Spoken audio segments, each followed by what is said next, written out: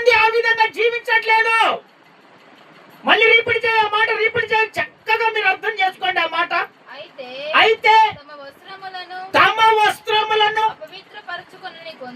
అపవిత్రపరచుకొనని కొందరు సాక్షుల్లోని యొద్ద ఉన్నారు. వాళ్ళు అరువులు గనుక తెల్లని వస్త్రాలు ధరించుకొని నాతో వాళ్ళు సంచరిస్తారు. వీళ్ళకు ఆత్మీయత ఉంటది, జాగ్రత్త కలిగి ఉంటది. ఈ జాగ్రత్త ఎందుకంటే దేవుని భయము. స్తోత్రం చెప్తున్నావు ఒకసారి గట్టిగా. దేవుడు నాకు మేలు చేస్తాడో చేయడో, నేను దేవునికి జాగ్రత్తగా ఉంటున్నానా, దేవుని సన్నిధికి నేను జాగ్రత్తగా వెళ్తున్నానా, లేకపోతే నేను అపవిత్రమైనటువంటి ఏమైనా చేసి వెళ్తున్నానా? అయితే దేవుడు చెప్తున్నటువంటి మాటలము మొట్టమొదటిగా వస్త్ర అలంకరణ ఖచ్చితంగా ఉండాలి. వాళ్ళు నాతో సంచరిస్తారు. అక్కడ కొంతమంది తెల్లటి వస్త్రాలు వేసుకున్నారట, కొంతమంది తెల్లని వస్త్రాలు వేసుకోలేదట. కారణం ఏంటి? స్తోత్రం చెప్తారా ఒకసారి గట్టిగా. కొంతమంది ఏమో ఆత్మీయతంగా జాగ్రత్తగా దేవుని కొరకు జీవిస్తున్నారు. దేవుడు నన్ను బలపరుస్తాడు, దేవుడు ఆయన రాజ్యంలో నన్ను చేరుస్తాడు, ఈ భూమి మీద ఏది తక్కువైనా నా దేవుడు నాకు ఖచ్చితంగా చేస్తాడని కొంతమంది ఏమో జాగ్రత్త పడుతున్నారు, కొంతమంది ఏమో జాగ్రత్త పడట్లేదు. దేవుని బిడ్డలారా, ఈ రోజు నీ వస్త్ర అలంకరణ ఏ విధంగా ఉంది? నువ్వు దేవుడి సన్నిధికి వస్తున్నావు, కరెక్టే. నీ వస్త్రం ఏ విధంగా ఉంది? నామకార్థన జీవితంలోనికి వెళ్తావా? నామకార్థ బతుకులు బతుకుతావా? నామకార్థంగా ఎవరు ఏది చెప్తే అది వింటావా? జాగ్రత్త ఏది నీది?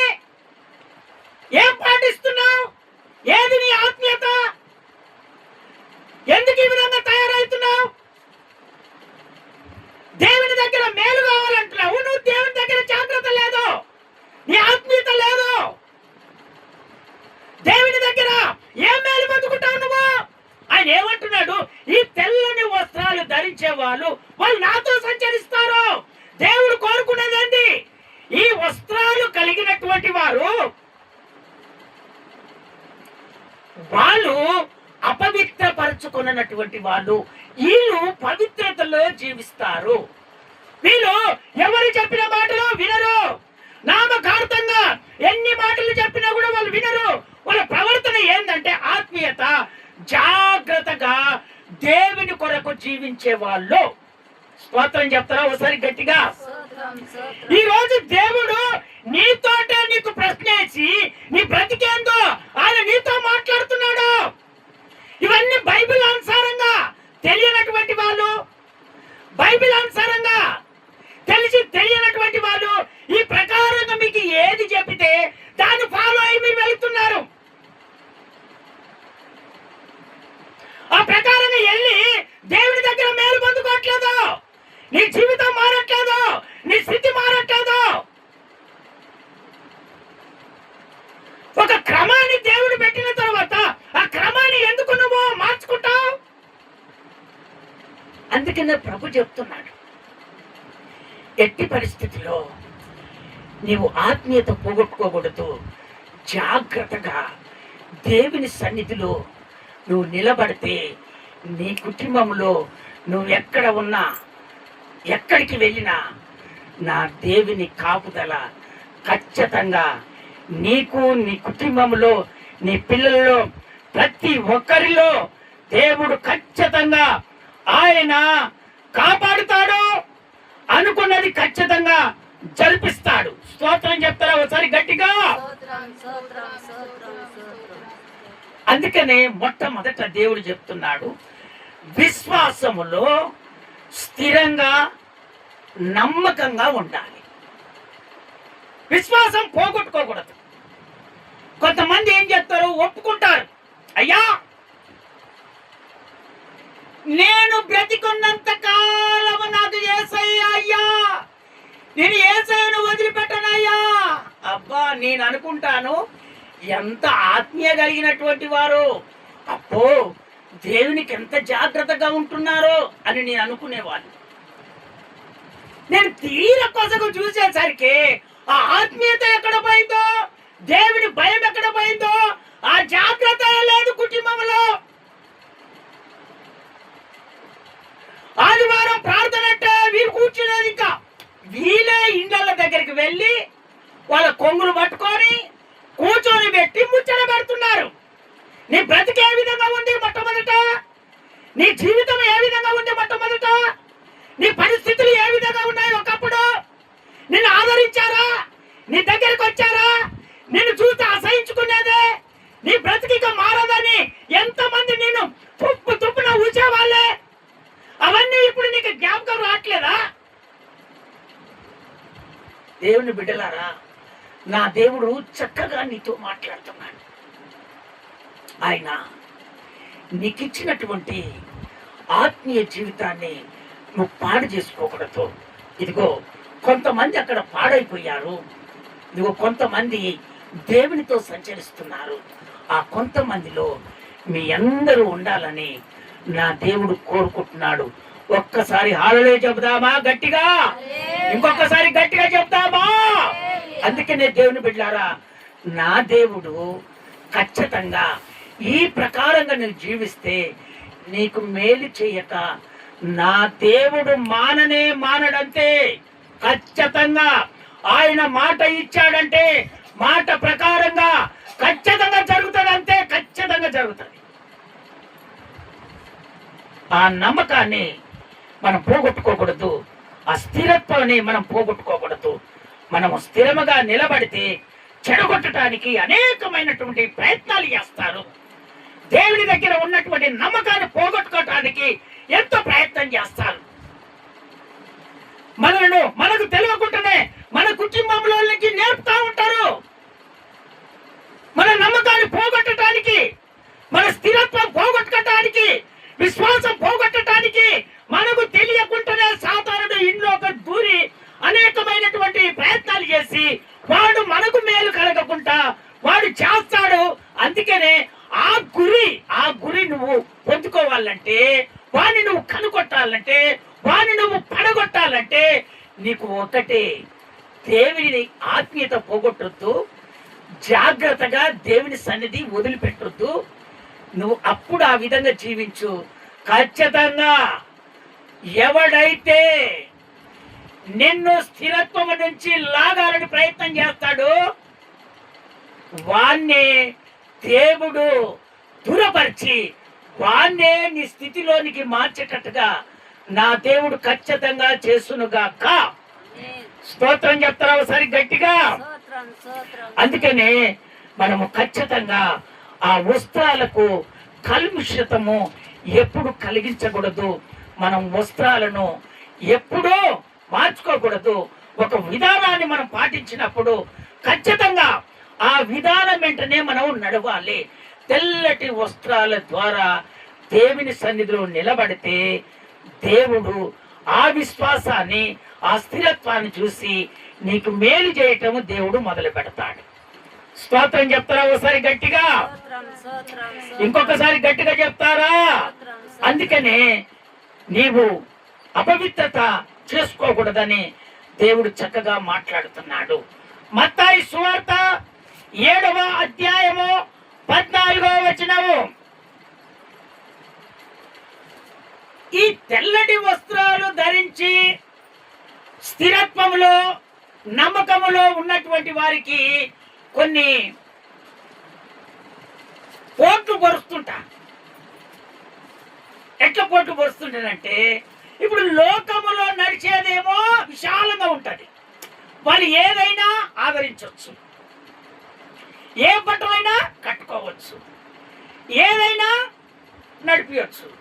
కానీ ఈ విశ్వాసములో, స్థిరత్వములో కలిగినటువంటి దేవునికి నమ్మకంగా ఉన్నటువంటి వాళ్ళు కొంతమంది, ఇది ఎట్లుంటదంటే ఇరుకుగా ఉంటది. స్తోత్రం చెప్తారా ఒకసారి గట్టిగా? ఇంకొకసారి గట్టిగా చెప్తారా? అందుకనే లోకాన్ని మనం ఆశించకూడదు. మన స్థిరత్వాన్ని చూసుకోవాలి, నమ్మకాన్ని చూసుకోవాలి. లోకములో ఉన్నటువంటి వాళ్ళు ఏదైనా చేయగలుగుతాడు, కానీ లోక ఆశలో మనం పడకూడదు. మనము దేవుని సన్నిధిలో ఉన్నటువంటి మనము పవిత్రతలోనే మనము నడుచుకోవాలి. స్తోత్రం చెప్తారా ఒకసారి గట్టిగా? ఇంకొకసారి గట్టిగా చెప్తారా? ఈ పవిత్రతంగా మనం నడుచుకుంటే దేవుని జీవమునకు మనము ఖచ్చితంగా వెళ్తాము. ఆ ఇరుకు త్రోవలనే వెళ్తే యేసయ్యను చూస్తాము, యేసయ్య దగ్గర మనము నిలబడతాము. స్తోత్రం చెప్తారా ఒకసారి గట్టిగా? చదువుతారా మాట? ఆ మాట చదువుతారా? ఇరుకు ద్వారమున ప్రవేశించుడి, నాశనమునకు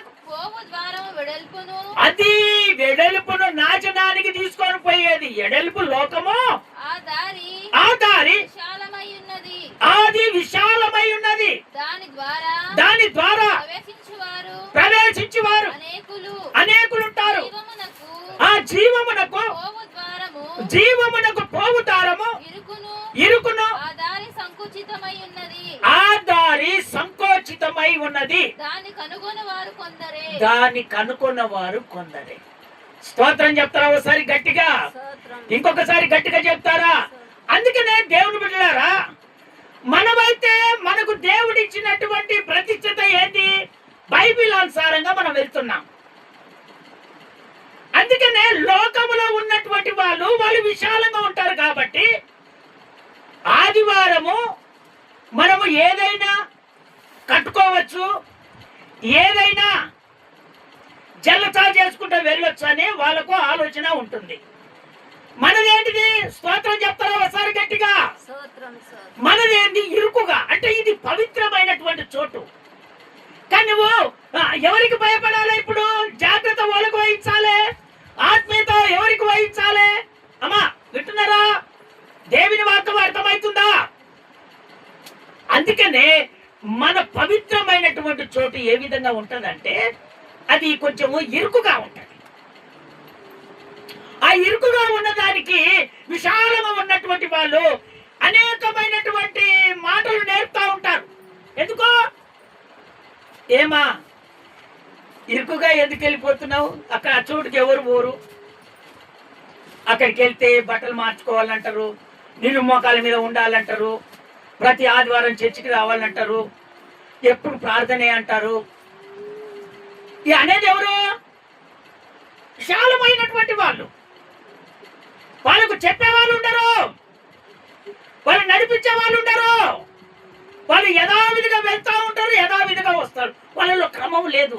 వాళ్ళు దేవుని రాజ్యానికి వెళ్ళాలని అర్హత కలిగిన వాళ్ళు కాదు వాళ్ళు.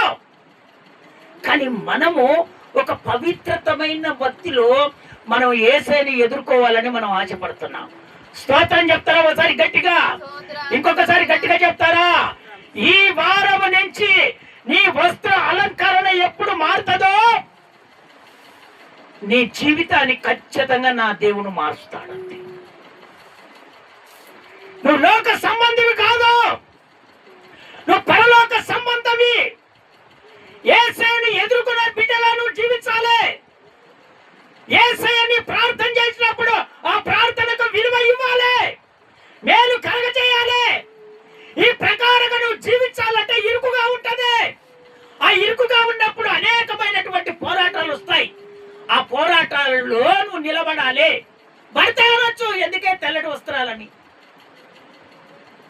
పిల్లలే అనొచ్చు, అమ్మా ఎందుకు నువ్వు తెల్ల వస్త్రాలని, నానా నీకెందుకు తెల్ల వస్త్రాలని.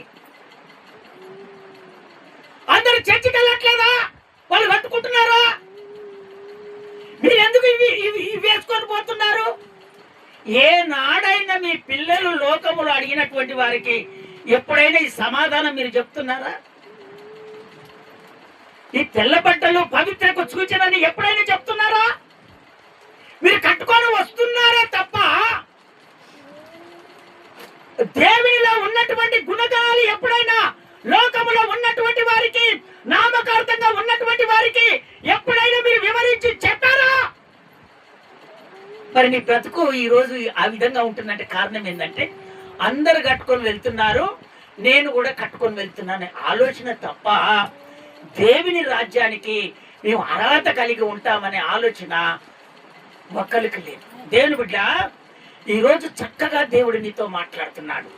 నువ్వెప్పుడైతే ఈ ఈ ఈ సమర్పణ కలిగి దేవుని సన్నిధిలో నువ్వు ఉంటావో, నీ స్థిరత్వము ఎవరు, ఏ సాతానుడే కానీ, ఏ అనారోగ్యమే కానీ, ఏ ఆటంకాలే కానీ, ఏ ఆరుబాటాలే కానీ, ఎన్ని చెలరేగినా కూడా నా దేవుడు ఖచ్చితంగా ఆ స్థిరత్వాన్ని దేవుడు ఎట్టి పరిస్థితుల్లో తీయడు. అంతేగా ఆయన కాపుదల ఖచ్చితంగా ఉంటుంది. ఎందుకో నీ అలంకరణ దేవుడితో ఉంది కాబట్టి దేవుడు నీతో సంచరిస్తున్నాడు, నీవు దేవుని సంచరిస్తున్నావు కాబట్టి ఏ అనారోగ్యం నిన్ను ఏమి చేయలేదు, ఏ సమస్య నిన్ను ఏమి చేయలేదు. స్తోత్రం చెప్తారా ఒకసారి గట్టిగా? ఇంకొకసారి గట్టిగా చెప్తారా? ఇంకొక మాట. కొంతమంది అంట మూర్ఖత్వం కలిగి ఉంటారంట. ఎప్పుడు ఈ తెల్లటి బస్తాలు ఎందుకమ్మా, మీ ఆచారాలు ఎందుకమ్మా అని అనేవాళ్ళు కూడా ఉంటారంట కొంతమంది. ఫిలిప్పీలకు రాసిన పత్రిక మూర్ఖమైన వక్రజనం అంట వీళ్ళు. 2వ అధ్యాయము 15వ వచనం. 2వ అధ్యాయం 15వ వచనం. అమ్మా 2వ అధ్యాయం 15వ వచనం. మీరు మూర్ఖమైన వంకర టిక్కర ఉండే జనాల మధ్యన నిరపరాధులను నిష్కలంకులను అనంజులైన దేవుని కుమారులు అగునట్లు సనుగులను సంక్షేమములను మాని సమస్త కార్యములు చేయండి. ఇలాంటి వాళ్ళు ఉంటారు. నిష్కలంకము అంటే నీ పవిత్రత నువ్వు పోగొట్టుకోకూడదు. ముసలమ్మ ముచ్చట్లు చెప్పేవాళ్ళు చాలా మంది ఉంటారు. అంత మాత్రాన నీ నీ నీ నీ నీ వక్రమ జనముల మధ్యలో నువ్వు నిలబడినప్పుడు అనేకులు నిన్ను వెనకతాళి చేస్తారు, అనేకులు నీ జీవితాన్ని ఖరాబు చేస్తారు, నీ కుటుంబాన్ని నాశనం చేస్తారు, నీ ప్రవర్తన మారుస్తారు. కనుక నువ్వేం చేయాలంటే అవన్నీ వదిలిపెట్టి నిష్కలంకమైనటువంటి దారిలో యేసయ్యను ఎదుర్కొట్టే ఆ జీవము కలిగినటువంటి ఆ సంఘములో నువ్వు ఖచ్చితంగా నిలబడుతున్నటువంటి నీవు ఆయనను ఎదుర్కొనే వారిగా నువ్వు ఉండాలని నా దేవుడు కోరుకుంటున్నాడు. స్తోత్రం చెప్తారా ఒకసారి గట్టిగా? ఇంకొకసారి గట్టిగా చెప్తారా? అందుకనే ఈ ఈ మూర్ఖమైన వక్రమ జనముల మధ్యన అసలు నువ్వు నిలవకూడదు. ఒకవేళ నువ్వు నిలిచావంటే నీ స్థిరత్వం పోతుంది, నీ నమ్మకం పోతుంది, నీకు నీవే నేను ఏం చేయాలని ఆలోచన కలుగుతుంది. వాళ్ళు ఏం చెప్తే అదే వింటావు. అందుకనే నీ భక్తిని నువ్వు పోగొట్టుకోకూడదు, నీ సమర్పణ నువ్వు పోగొట్టుకోకూడదని నా దేవుడు ఖచ్చితంగా నీతో మాట్లాడుతున్నాడు. ఆ విధంగా స్థిరంగా నిలబడాలంటే మనకు ముఖ్యంగా ప్రార్థన జీవితం ఉండాలి. స్తోత్రం చెప్తారా ఒకసారి గట్టిగా? ఇంకొకసారి గట్టిగా చెప్తారా? ప్రార్థన జీవితం ఉండాలి. ఎప్పుడైతే నీకు ప్రార్థన జీవితం ఉంటుందో ఆ స్థిరత్వాన్ని ఎవరు కదిలించలేరు, నీ నమ్మకాన్ని ఎవరు కదిలించలేరు. ఎన్ని చెప్పినా కూడా నువ్వు వినవు. కారణం ఏంటంటే నువ్వు ప్రార్థన చేసినప్పుడు నా దేవుడు నా నమ్మకాన్ని బట్టి, నా స్థిరత్వాన్ని బట్టి, ఇదిగో నా సమర్పణ బట్టి నా దేవుడు ఖచ్చితంగా మేలు చేస్తాడు అనే ఒక ఆలోచన మనం కలిగి ఉంటాం. దేవుడి దగ్గర ప్రార్థన చేస్తే నాకు విలువైనటువంటి కార్యం నాకు దేవుడు చేస్తాడన్న ఆలోచన ఖచ్చితంగా కలుగుతాం. కానీ ప్రార్థన జీవితం ఉండాలి. స్థిరత్వము ఎప్పుడు వస్తుంది అంటే ప్రార్థనలో ఉంటేనే. నమ్మకం ఎప్పుడు వస్తుంది అంటే ప్రార్థనలో ఉంటేనే. ఎప్పుడైతే ఈ ప్రకారంగా నువ్వు జీవిస్తావో ఖచ్చితంగా ఆ విశ్వాసాన్ని పోగొట్టవు. దేవుడు నాకు మేలు చేస్తాడనే ఆలోచన కలుగుతుంది. ఆ మూర్ఖమైనటువంటి జనాలు ఎంతమంది చెప్పినా దాన్ని ఫాలో కావు. దేవునికి నిష్కలంకముగా ఉండి ఆయనను ఎదుర్కొని ఆయన దగ్గర మేలు పొందుకున్న వారిగా మీరు ఉందురు గాక. స్తోత్రం చెప్తారా ఒకసారి గట్టిగా?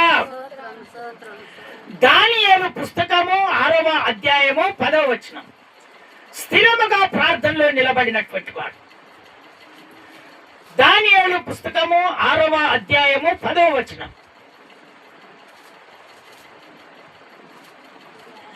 ఇట్టి శాసనము వినండి. ఇట్టి శాసనము సంతకము చేయబడనని దానియేలు తెలుసుకొనినను అతడు తన ఇంటికి వెళ్ళి యథాప్రకారముగా అనుదినము 3 మోకాలుని అనుదినం 3 సార్లు మోకాలోని తన ఇంటి పై కిటికీలు యెరూషలేము తట్టునకు తెరవబడి ఉండగా యెరూషలేము వైపునకు తెరవబడి ఉండగా తన దేవునికి ప్రార్థన చేయుచు ఆయనను స్తుతించుచూ వచ్చెను. స్తోత్రం చెప్తారా ఒకసారి గట్టిగా? ఇంకొకసారి గట్టిగా చెప్తారా? అయితే అక్కడ ఒక శాసనం వచ్చేసింది. వినండి దేవుని బిడ్డలారా, అక్కడ మూర్ఖమైనటువంటి జనాలు ఉన్నారు. అక్కడ దానియేలు భక్తిని చెడగొట్టాలని, దానియేలు విశ్వాసాన్ని చెడగొట్టాలని, దానియేలు ఇదిగో నమ్మకాన్ని చెడగొట్టాలని వాళ్ళు ఒక ప్లాన్ చేసుకున్నారు. ఎవరు? లోకాన్ని ఆచరించినటువంటి వాళ్ళు, లోక పద్ధతిలో ఉన్నటువంటి వాళ్ళు, లోకానుసారంగా జీవించే వాళ్ళు సంఘములో కూడా ఉంటారు. ఆ సాహసాన్ని బట్టి నడుచుకుంటారు. అయితే దానియేలు ప్రార్థన పరుడు, నమ్మకస్తుడు దేవునికి. దేవుడు అంటే విశ్వాసము. దేవుడు నాకు ఏదైనా చేయగలుగుతాడని ఒక స్థిరత్వం కలిగినటువంటి వాడు. అయితే అక్కడ ఉన్నటువంటి వక్రవ జనము ఏం చేస్తున్నారు? లోకం అనుసారంగా నడుచుకునే వాళ్ళు ఏం చేస్తున్నారంటే ఎట్టి పరిస్థితుల్లో ఇతనిని చెడగొట్టాలి, ఇతని పవిత్రత పోగొట్టాలని ప్లాన్ వేశారు. దేవుని బిడ్డలారా, నిన్ను కూడా ఒకవేళ ప్లాన్ వేస్తున్నారేమో, నువ్వు కొంచెం ఆలోచన చేసుకో. దేవుడు నీతో మాట్లాడుతున్నాడు. వాళ్ళు ప్లాన్ వేసేది ఎందుకంటే నీ కుటుంబం చెడగొట్టడానికి, నీ బ్రతుకు దేవునిలో ఉన్నటువంటి ఆ బ్రతుకుని నమ్మకాన్ని వాళ్ళు చెడగొట్టడానికి, నీ భర్త భార్యను విడదీయటానికి, మీ పిల్లల నిన్ను విడదీయటానికి, నీ స్థితిగతులు మార్చడానికి వాడు ఏదో ఒక ప్లాన్ ప్రకారంగా ఉంటాడు. అయితే దానియేలు ఎప్పుడైతే దేవుని మీద విశ్వాసం పెట్టాడో, దేవునికి ఎప్పుడైతే స్థిరత్వంలో ఉన్నాడో, ఎప్పుడైతే ఆయన నమ్మకంగా ఉన్నాడో, ఎప్పుడు కూడా దాన్ని వదిలిపెట్టలేదు. ఖచ్చితంగా అదే ప్రకారంగా నిలబడ్డాడు. అక్కడ రాజు ఒక శాసనాన్ని పెట్టాడు. ఏమని చెప్పు సార్? 30 రోజుల వరకు నన్ను మహిమపరచాలి, నాకు ప్రార్థన చేయాలి, నా ఆర్డర్ లేనిది ఇక్కడ జీవించకూడదు, ఏ ఒక్కరు కూడా ఏ పని చేయకూడదు. ఆర్డర్ వచ్చేసింది. ఈ ఆర్డర్ ఎందుకు వచ్చింది?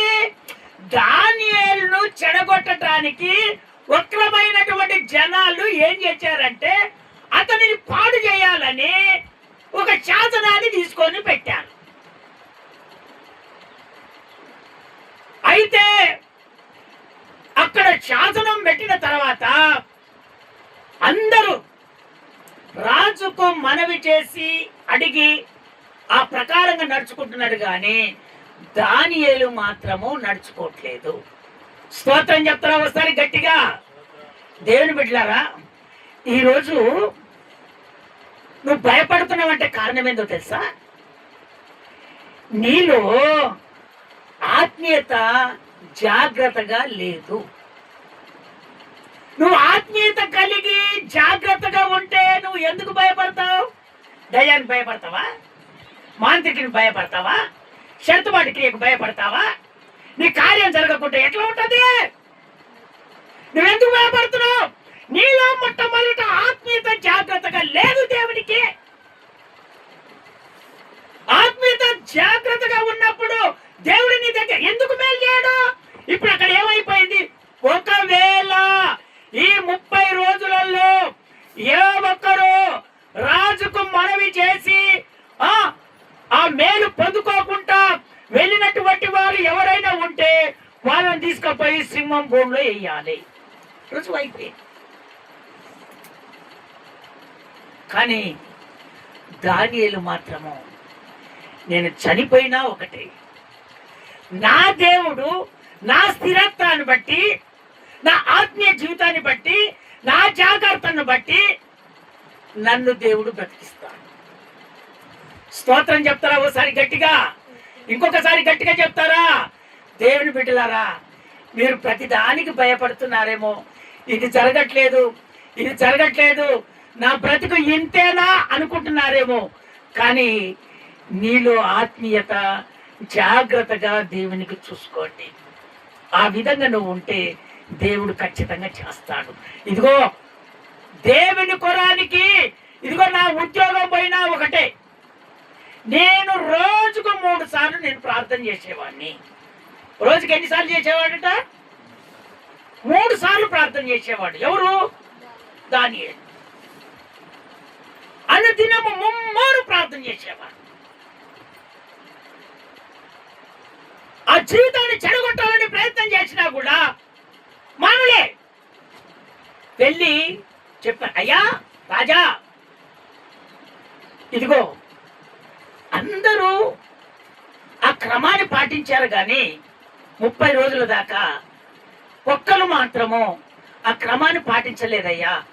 అనుదినము వాడు ఇంట్లో ఉండి ప్రార్థన చేసుకుంటున్నాడయ్యా అని ఎప్పుడైతే రాజు దగ్గరికి ఈ మనవి వెళ్ళిందో వెంటనే రాజు ఏం చేశాడు, వాడు ఎవడో పట్టుకురండి, వాళ్ళు ఎవరైనా కానీ పట్టుకురండి. రాజుకు సన్నిహితంగా ఉండేది ఎవరంటే దానియేలే. ఇప్పుడు శాసనం పెట్టాడు. శాసనం పెట్టినప్పుడు రాజు అన్యాయంగా చేయాల్సిందే కదా పరిపాలన. అట్లాంటి సమయాన ఆ దానియేలును ఖచ్చితంగా తీసుకొని వచ్చేసి వెంటనే ఆయన మనవిని లెక్క చేయకుండా ప్రార్థన చేస్తున్నాడని తీసుకుపోయి సింహం బోన్లో వేశారు. ఆ సింహం బోన్లో నా ప్రభువైన యేసయ్య ఆ సింహం బోన్లోనికి వచ్చేసాడు. ఆ సింహాలతో పాటు 3 అక్కడ ఉన్నటువంటి వాళ్ళందరూ, ఇదిగో సింహాలు, యేసయ్య, దానియేలు 3 అక్కడ ఉన్నారు. ఆ మహిమ ద్వారా వెంటనే ఆ సింహాల బోన్ల నుంచి ఆయన విడిపించాడు. ఎవరైతే సింహాల బోన్లో వేశారో వాళ్ళనే మళ్ళా సింహాల బోన్లో వేస్తే ఇది వాళ్ళ ఎముకలు కూడా తుత్తలుగా నమిలి మింగాయి. స్తోత్రం చెప్తారా ఒకసారి గట్టిగా? ఇంకొకసారి గట్టిగా చెప్తారా? అతనికి ఆ విధమైనటువంటి ఘనత దేవుడిచ్చాడంటే కారణం ఏందో తెలుసా? ఆయన ప్రార్థన జీవితాన్ని మర్చిపోలేదు. ఇంకోటి ఏంటంటే ఆయన నమ్మకాన్ని పోగొట్టుకోలేదు, దేవుడు చేస్తాడని. స్థిరత్వము పోగొట్టుకోలేదు, విశ్వాసం పోగొట్టలేదు. నా దేవుడు ఖచ్చితంగా ఆ సింహము బోన్లోకి వెళ్ళి నా దేవుడు ఖచ్చితంగా విడిపిస్తాడు, లేదా నేను ఆయన రాజ్యములో చేర్చబడతాను. ఈ 2 తీర్మానం చేసుకున్నాడు. ఖచ్చితంగా ఆ సింహం బోన్లో నుంచి విడిపించబడ్డాడు. స్తోత్రం చెప్తారా ఒకసారి గట్టిగా? ఇంకొకసారి గట్టిగా చెప్తారా? అందుకనే నా దేవుడు నీతో మాట్లాడుతున్నటువంటి మాట, నీవు ఖచ్చితంగా వస్త్రాన్ని కలుషితం చేయకూడదు. అందరూ దేవుడి సన్నిధికి వెళ్తున్నారు, అయ్యో అయ్యో బట్టలు కట్టుకొని వెళ్తున్నారు, నేను కూడా అదే ప్రకారంగా వెళ్తాననే ఆలోచన నీకు కలగకూడదు. ఎందుకంటే దేవునితో సంచరించే వాళ్ళు ఎవరు సంచరిస్తారు దేవునితో? అమ్మాయి చెప్పలేంది? ఎవరు దేవునితో సంచరిస్తారు? Very good. తెల్లటి వస్త్రాలు ధరించిన వాళ్ళే దేవునితో సంచరిస్తారు. కొంతమందికి ఇంతవరకు తెలియదు, ఇన్ని వాక్యాలు చెప్తున్నా కూడా తెలియదు కొంతమందికి. మైకు తరంగాలు అందరూ వింటున్నారు వాక్యం. తెల్లటి వస్త్రాలు దేనికనేది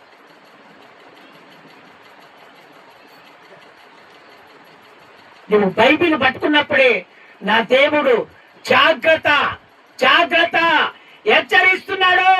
దేవునికి జాగ్రత్తగా నువ్వు జీవించాలంటే నీ వస్త్ర అలంకరణ దేవునికి అవసరము. అవసరం ఎందుకంటే నువ్వు మేలు పొందుకోవటానికే.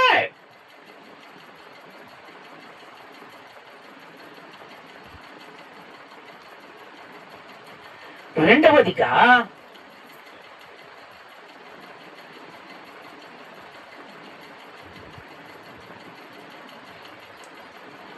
పాపములో తమ జీవితాన్నంట అపవిత్రపరచుకోకూడదట. దేవుడు చక్కగా మనతో మాట్లాడుతున్నాడు. పాపములో తమ జీవితము అపవిత్రము చేసుకోకూడదు. ఎందుకంటే వస్త్ర అలంకరణ ఎప్పుడైతే నువ్వు ఆ అలంకరణలో ఉంటావో పాపము నిన్ను వెంబడిస్తుంది. స్తోత్రం చెప్తారా ఒకసారి గట్టిగా? ఇంకొకసారి గట్టిగా చెప్తారా? పాపము నిన్ను వెంబడిస్తుంది. నీ జీవితాన్ని ఖరాబు చేయడానికి, నీ పవిత్రతను పాడు చేసుకోవడానికి పాపము వెంబడిస్తుంది. వెంబడించినంత మాత్రాన నీవు మాత్రము ఇదిగో పవిత్రతను పోగొట్టుకోకూడదని దేవుడు చక్కగా నీతో మాట్లాడుతున్నాడు. స్తోత్రం చెప్తారా ఒకసారి గట్టిగా? ఇంకొకసారి గట్టిగా చెప్తారా? ఈ ఒక్క మాట చదివి నేను తొందరగా, ఈ వాక్యం మనకు అందరికీ తెలిసినటువంటిదే. ఆదికాండం 39వ అధ్యాయం 7వ వచనం. ఆదికాండం 39వ అధ్యాయం 7వ వచనం. ఆదికాండం 39వ అధ్యాయం 7వ వచనం. అటు తరువాత అతని యజమానుని భార్య యేసేపు మీద కన్ను వేసి తనతో శయనించుమని చెప్పెను. అయితే అతడు ఒప్పక నా యజమానుడు తనకు కలిగినదంతయు నా చేతికి అప్పగించాడు కదా. నా వశమున తన ఇంటిలో ఏమి ఉన్నదో అతడు అడగడు. ఈ ఇంటిలో నాకంటే పైవాడు ఎవడునూ లేడు. ఆ చిన్నగా కింది కూడా ఒక మాట చదువు. నీవు అతని భార్యవైనందున నిన్ను తప్ప మరి దేనిని నాకు అప్పగింపగా ఉండలేదు. స్తోత్రం చెప్తారా ఒకసారి గట్టిగా? ఇంకొకసారి గట్టిగా చెప్తారా? చూడు సాతానుడు ఎక్కడ దూరాడో చూడు. ఈ యోసేపు పవిత్రత కలిగినటువంటి వాడు. వినండి నా దిక్కు. యోసేపు ఎవరంటే పవిత్రత కలిగినటువంటి వాడు. తల్లిదండ్రులకు ముసలి ప్రయాణమున పుట్టినటువంటి వాడు ఎవరంటే యోసేపు. ఆ యోసేపు తల్లిదండ్రుల గర్భంలో పెరిగాడు. అయితే తల్లిదండ్రులు ఏం చేశారంటే ఆయనకు నిలువు అంగి గుర్తించారు. ఏమంగి గుర్తించారు? తెల్లటి నిలువు అంగి గుర్తించారు. అది సమర్పణ. స్తోత్రం చెప్తారా ఒకసారి గట్టిగా? ఇంకొకసారి గట్టిగా చెప్తారా? అయితే ఆ సమర్పణతో బ్రతుకుతున్నటువంటి ఈ యోసేపు అన్నదమ్ములు ఎంతమంది అంటే 12 మంది అన్నదమ్ములు. ఈ 12 మంది అన్నదమ్ములు అతను ఏ విధము చేతనైనను సంపాలని చూశారు. కానీ దేవుడు తోడుగా ఉన్నాడు గనక అతనిని దేవుడు రక్షించుకుంటూ ఆయన రాజు కుటుంబానికి తీసుకొని వెళ్ళాడు. స్తోత్రం చెప్తారా ఒకసారి గట్టిగా? అక్కడికి వెళ్ళి రాజుకు పరిచర్య చేయటం మొదలు పెట్టాడు. అయితే ఆయన విధానాన్ని బట్టి, ఆయన పవిత్రతను బట్టి రాజు ఏం చేశాడు? ఇంట్లో ఉన్నది తన భార్య తప్ప అన్ని అతని చేతికి అప్పగించాడు. అయ్యా, నేను అన్నం మాత్రమే తింటాను కానీ ఇవన్నీ చూసుకున్న బాధ్యత నీదే అన్నాడు. స్తోత్రం చెప్తారా ఒకసారి గట్టిగా? ఇంకొకసారి గట్టిగా చెప్తారా? అయితే సాతానుడు ఏం చేశాడు? ఈ పవిత్రత పోగొట్టాలని సాతానుడు ఏం చేశాడంటే రాజు భార్యలోనికి దూరాడు. స్తోత్రం చెప్తారా ఒకసారి గట్టిగా?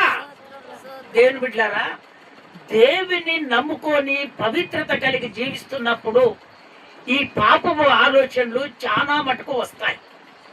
కానీ నువ్వు జాగ్రత్త. ఎందుకు దేవుడు చెప్తున్నాడు జాగ్రత్త? నీ ఆత్మీయ జీవితం పాడైపోతుంది. దేవుని దగ్గర మేలు పొందుకోలేవు. దేవుని దగ్గర మేలు పొందుకోలేవు. పవిత్రత ఎప్పుడైతే కలిగి నువ్వు జీవిస్తావో, సమర్పణ కలిగి నువ్వు ఎప్పుడైతే జీవిస్తావో, ఆటోమేటిక్ గా సాతానుడు నిన్ను వెంబడిస్తూనే ఉంటాడు. నువ్వు పవిత్రత కలిగి దేవునికి ప్రార్థన చేసినప్పుడు వెంటనే మేలు కలుగుతుంది. దానియేలు ప్రార్థన చేశాడు, ఆ సింహాల బోల నుంచి దేవుడు విడిపించాడా లేదా? ఆ ప్రకారంగా ఉన్నాడు. పాపం వెంబడించింది. దుర్మార్గం మూర్ఖమైనటువంటి జనాలు అందరూ అతన్ని ఏ విధవ చేతనైనా సరే, వీడు మాకు అధికారిగా ఉండొద్దు, ఎట్టి పరిస్థితుల్లో వీడు సంపాలని ఆలోచన చేశాడు. కానీ దేవుడు ఆ స్థిరత్వాన్ని బట్టి కాపాడి సజీవుల లెక్కలుగా దేవుడు నిలబెట్టాడు. ఇప్పుడు యోసేపు అన్ని అప్పగించాడు రాజు. అయితే ఇప్పుడు సాతానుడు ఎక్కడ దూరాడు? బారిలోనికి దూరాడు. రాజు ఏదో పని మీద వెళ్తాడు. వెళ్ళినప్పుడు ఎవరు లేని చూసి, ఎవరు రాని స్తోత్రం చెప్తారా? ఒకసారి గట్టిగా, ఇంకొకసారి గట్టిగా చెప్తారా? అయ్యా నాతో మాట్లాడు, నాతో మాట్లాడు అని ఇవేం చేస్తుందో ఇసుకిస్తుంది. ఇంకా ఎవ్వరు లేని చూసి ఇసుకిస్తుంది. అమ్మా అక్కడ చెప్తున్నటువంటి, అమ్మా రాజు నాకు, నా యజమానుడు అన్ని నాకు అప్పగించాడు, కానీ నిన్ను మాత్రం నాకు అప్పగించలేదు. స్తోత్రం చెప్తారా? ఒకసారి గట్టిగా, ఇంకొకసారి గట్టిగా చెప్తారా? ఇదిగో ఇది నేను చేసి నా దేవునికి అపవిత్ర పాలు కాను. నేను పవిత్రత కలిగి జీవిస్తున్నాను, సమర్పణ కలిగి జీవిస్తున్నాను. ఈ ప్రకారంగా ఉన్నటువంటి నేను, ఇదిగో నా దేవునికి నేను అపవిత్రునిగా ఉండకూడదని ఒకటే ఆమెకు చెప్పగానే ఆమె ఏం చేసిందో తెలుసా? రాజు పని మీద పోయి తిరిగి రాగానే అందరిని పిలిపించేసి, ఉంటారు కదా రాజు కింద ఎంతమంది ఉంటారు, అందరిని పిలిపించేసి ఆ వస్త్రం కొంగు బట్టి గుంజితే ఆ వస్త్రాన్ని వదిలిపెట్టాడు. ఎవరు? యోసేపు. వదిలిపెట్టి నేను పవిత్రంగానే జీవిస్తానని వెళ్ళిపోయాడు. పవిత్రత కలిగిన వాళ్ళు ఆ విధంగా ఉంటారు. దేవునికి ఒక నిత్య నిబంధన చేసుకున్నటువంటి వారు ఎప్పటి కూడా లోబడరు. ఆ పవిత్రతనే నిలబెట్టుకుంటారు. అప్పుడు ఆ విధంగా జీవిస్తేనే దేవుని దగ్గర నువ్వు ఖచ్చితంగా మేలు పొందుకుంటావు. వెంటనే ఆ వస్త్రం పట్టుకొని ఒకలేర్పు ఏడుస్తుంది. రాజా, దేవుని నమ్ముకున్నటువంటి వాడిని మన ఇంట్లో పెడితివి, నువ్వు వెళ్ళగానే ఇదిగో మన పని వాళ్ళు పోగానే నన్ను ఎంత ఇసుకిచ్చాడో తెలుసా, నన్ను ఎంత బాధ పెట్టాడో తెలుసా. ఇక చూడు, నేను దుర్పాయించుకొని ఎన్ని చేసినా కూడా నన్ను వదిలిపెట్టలేదు. ఆఖరికి ఇదిగో వస్త్రాన్ని పట్టుకున్నా, వస్త్రాన్ని పట్టుకుని లాస్ట్కు ఇదిగో ఉరికిపోయాడు. ఒకవేళ రాజా నేనే అలాంటి దాన్ని అయితే నీ జీవితం ఏమైపోవు? ఒకలేరు పేరుస్తుంది. కొంతమంది ఉంటారు ఏది అనక మునిపే నేరం పెట్టే వాళ్ళు కొంతమంది ఉంటారు. దేవుడు చక్కగా చెప్తున్నారు. కొంతమంది ఉంటారు ఏ నేరం చేయకుండా వాళ్ళు నేరం పెట్టే వాళ్ళు ఉంటారు. పవిత్రత కలిగి జీవించే వారికే, ఆత్మీయతగా ఎదిగే వారికే వాడు సాతానుడు ఏదో ఒక రకంగా ఎరవేసి ఎట్టి పరిస్థితిలో పవిత్రతను పోగొట్టడానికి వాడు ఎంతో ప్రయత్నం చేస్తూ ఉంటాడు. కానీ యోసేపు పవిత్రత వదులుకోలేదు. ఇదిగో జైలుకైనా వెళ్తానని వెళ్ళాడు. దేవుడు తోడుగా ఉన్నాడు. ఆ జైలు నుంచి దేవుడు విడిపించాడు. స్తోత్రం చెప్తారా? ఒకసారి గట్టిగా, ఇంకొకసారి గట్టిగా చెప్తారా? అందుకనే దేవుని బిడ్డలారా, ఒకవేళ అలాంటి పరిస్థితులు పవిత్రత కలిగి జీవించినప్పుడు, ఆ వస్త్ర సమర్పణ కలిగి నీవు జీవించినప్పుడు అలాంటివన్నీ వస్తాయి. అంత మాత్రాన నువ్వు పాపములో పడొద్దని దేవుడు చెప్తున్నాడు. ఎందుకంటే నా దేవుడు సామర్థ్యుడు, శక్తిమంతుడు, ఆయన ఏదైనా చేయగలడు. నిన్ను ఏడిపించడానికి, ఆయన రాజ్యంలో చేర్చబడటానికి ఆయన శక్తి కలిగినటువంటి వాడు. ఎప్పుడు కూడా నిన్ను త్రోసివేయడు. నువ్వు పవిత్రత కలిగి జీవించు. నిన్ను ఖచ్చితంగా నా దేవుడు హత్తుకొని నీ కార్యాన్ని ఖచ్చితంగా నా దేవుడు చేస్తాడు. స్తోత్రం చెప్తారా ఒకసారి గట్టిగా? ఇంకొకసారి గట్టిగా చెప్తారా? అందుకనే యోసేపు లోక ప్రకారంగా వెళ్ళలేదు, లోక ఆచారాన్ని పాటించలేదు, లోక పద్ధతిని పాటించలేదు. యవనస్తుడు అయినా కూడా దేవుని కొరకు నిలబడ్డాడు. ఇంకా యవనస్తులైనటువంటి వారికి పవిత్రత కలిగి జీవిస్తున్నప్పుడు ఆ సాతాను అనేకమైనటువంటి ఇబ్బందులు పెడతాడు. అయినా కూడా మనము ఆత్మీయత పోగొట్టుకోవద్దు. జాగ్రత్తగా దేవుని మనం చూసుకొని ఎప్పుడైతే నడిపించబడతామో దేవుని దగ్గర ఖచ్చితంగా మనం మేలు పొందుకుంటాము. స్తోత్రం చెప్తారా ఒకసారి గట్టిగా? ఇంకొకసారి గట్టిగా చెప్తారా? అయితే తెల్లటి వస్త్రాలు ఎందుకు అంటే అది నీతికి, పరిశుద్ధతకు సూచనగా ఉంటుంది. తెల్లటి వస్త్రాలు ఏంటికి అమ్మా? నీతికి, పరిశుద్ధతకు సూచనగా ఉంటుంది. ఇంకోటి ఏంటో తెలుసా? విజయానికి, రక్షణకు ఖచ్చితంగా గుర్తు. నువ్వు విజయాన్ని పొందుకుంటావు, నువ్వు రక్షణ పొందుకుంటావు తెల్లటి వస్త్రం ద్వారా.